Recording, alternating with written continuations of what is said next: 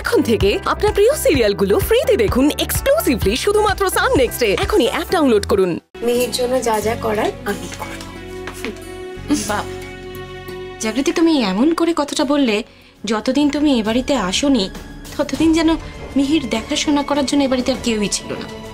হে মা, না না মা, সে তো ছিল নিশ্চয়ই, কিন্তু এতদিন মিহির মা ছিল না, এখন মিহির মা আছে।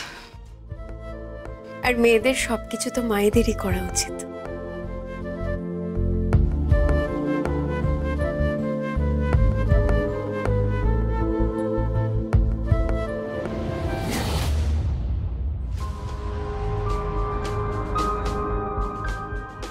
মা, বৌদির পরিবর্তনটা নোটিস করেছেন? মিহি যখন থেকে ওকে মা বলে ডাকা শুরু করেছে তখন থেকে কিন্তু ওর চলন বলনই পাল্টে গেছে। কিভাবে আপনাকে কথা শোনালো দেখেছেন? ও কিন্তু ঘুরিয়ে পরিষ্কার এটাই মিন করলো যে এখন থেকে মিহির সব দায়িত্ব ওর, ও ছাড়া আর কেউ করবে না, আপনিও নয়।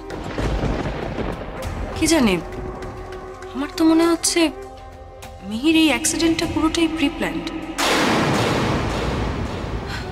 তা না হলে ওকে তো মা বলে ডাকাটা সম্ভব হতো না, তাই না? মিহি কিন্তু আমার বৌদিকে মা বলে ডাকবে না বলেছিল। যাই হোক,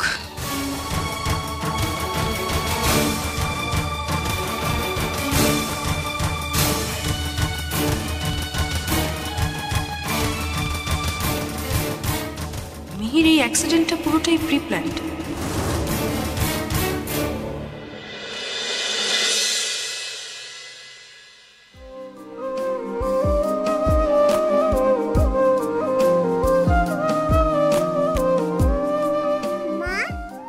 চাদর পাচ্ছে কেন?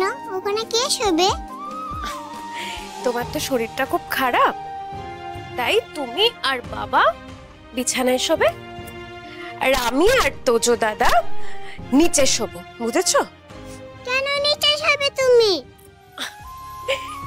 তোমার তো শরীরটা খুব খারাপ নি, তোমাকে তো এখন রিল্যাক্স করে শুতে হবে না হাত পা ছড়িয়ে, তাই আমি আর তোজো দাদা নিচে শোবো। না, তুমি আমার কাছে শোবে। মিহি, এরকম বললে হয়? তুমি যাতে রিল্যাক্স করে ওপরে হাত পা ছড়িয়ে শুতে পারো, তাই জন্যই তুমি ওপরে শোবে, বুঝেছো? আমরা সবাই মিলে শুলে তো হবে না। না, আমি তোমার কাছেই শোবো।